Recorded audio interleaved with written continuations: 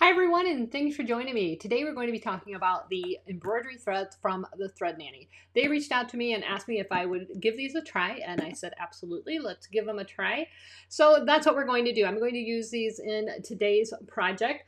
I asked her if these could be used on the multi-needle machine as well as a single needle machine, and she said they could. So I'm going to give it a try on both machines, but I wanted to let you see exactly what's included here because this is amazing. So this is a set of 63 colors. So here are all of the colors of threads that are included in this set. 63 colors. This is a 40 weight polyester thread, so perfect for embroidery. These are really nice size spools. And again, just a very inclusive color of the rainbow. I mean, you've got different shades of every color, and I think this is just going to be a great addition to my craft room. I can't wait to give these a try. So without further ado, I'm going to pop these on I'm going to start with the Janome 550E single needle, and we're going to do a quick project. So let's check them out.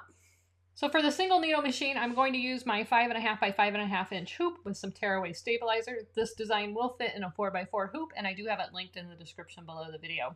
We're going to be using our 505 temporary adhesive spray. We're using the Thread Nanny thread. Again, this is a 40 weight polyester thread. This is color 509, which is leaf green, and that's going to create our shamrock.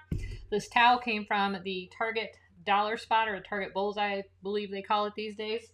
That with the matching hot pad, and we'll be doing the hot pad on the multi-needle following this one. And then you're just going to need some fabric. This is going to be an applique design. So I am going to float my towel. In my machine, the hoop goes in this direction. It's hooked on this side. A lot of machines are hooked on this side. So I just like to keep it oriented in the same position that I'm going to be attaching it to my machine. So I'm going to open up my towel, and you can see I've already marked my center point. I just use the little notches on the hoop. So I'm going to open up my towel, and I'm going to fold it in half lengthwise, right sides together.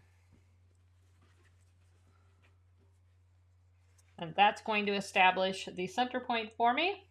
So now once I have that nice and centered, I am going to just place that right above my hoop.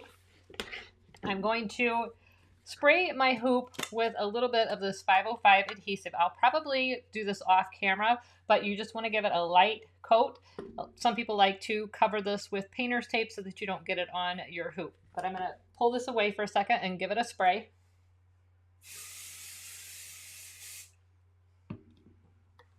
So I've sprayed the hoop with the temporary adhesive. Again, I'm going to make sure that my towel is nice and centered. Since this hooks on my machine in this direction, I'm going to put the bulk of the towel in this direction. So I'm going to line up that center point, just like so. And you can go ahead and mark your fabric if you're more comfortable with that. This is a pretty thin, easy to work with towel. And then I'm just going to make sure that that is securely pressed down. And then if you want, I might add a little bit of tape right across this edge just to keep it from catching on the machine. And I'm just using a little bit of painter's tape. All right, let's take it over to the machine. So here we are at the machine. Let's load up our design. So I'm going to click on the design area. I'm going to click on the file, and I'm going to navigate to the flash drive. It'll take just a second to read that. And if I click the up arrow, it'll take me back to the root. And there are 6 pages of files here, so I just need to find my file, and it's right here. And this is an applique design, so it's going to stitch it right in the center of the design, and that's exactly what I want. Now I do need to tell it that I'm using a different size hoop, so I'm going to click on the hoop, and I'm going to choose the 5x5. One more thing I need to do is rotate it. I am going to be stitching it. I need it to rotate this direction. So we're just going to scroll through here till we see the rotate button, and I can rotate it 45 degrees again, and now it's going to stitch in the correct direction. So we're gonna click OK. Click OK. And now it's ready for me to load the hoop. So I'm gonna go ahead and attach the hoop. Again, I have the bulk of the towel out this way. You want to make sure that everything is out of the way. It's not going to get stitched underneath. So I'm just gonna maybe lightly tack that up. All right, we're gonna drop the presser foot, and I've got the 509 thread loaded up top. So we're gonna go ahead and start it. The first stitch is the placement stitch.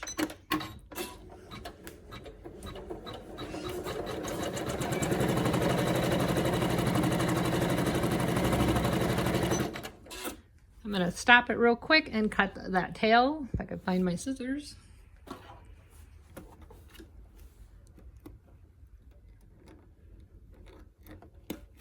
There we go. And we'll go ahead and finish.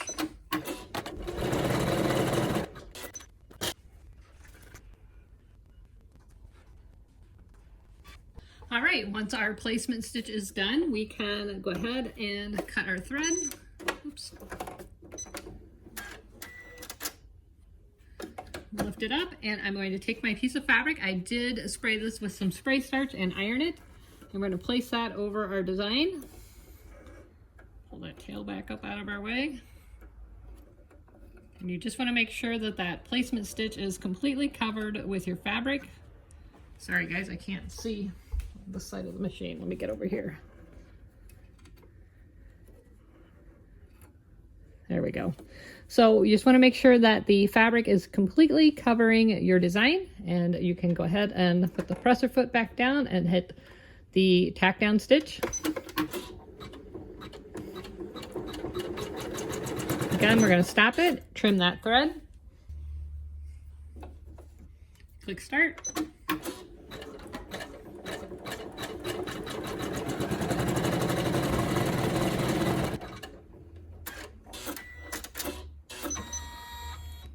All right, now we need to remove it from the machine, and we're going to trim it. Okay, so you want to be very careful and just trim as close to those stitches along the outside as possible without cutting into the stitches and compromising the integrity. So just be very careful. Don't pull and tug on it so it's going to loosen it up in the hoop. You want it to stay just where it's at. So you just want to take your time and trim it very nicely. Move your hoop, not your scissors when possible. And I really highly suggest the curved scissors like I'm using. All right, so we've got it all trimmed up. We're going to take it back over to the machine and do our satin stitch. Okay, we're back over to the machine, and once again, I just need to get my thread up here. We're gonna connect this back to the machine, being very careful not to shift it or move the fabric in any way. Make sure that everything is clear from the sewing area. Lower that presser foot and stitch the last step.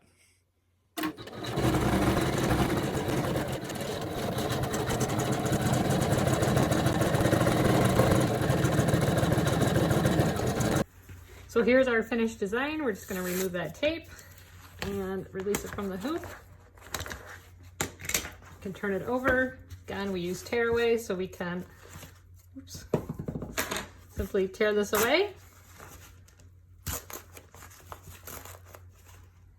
Gently.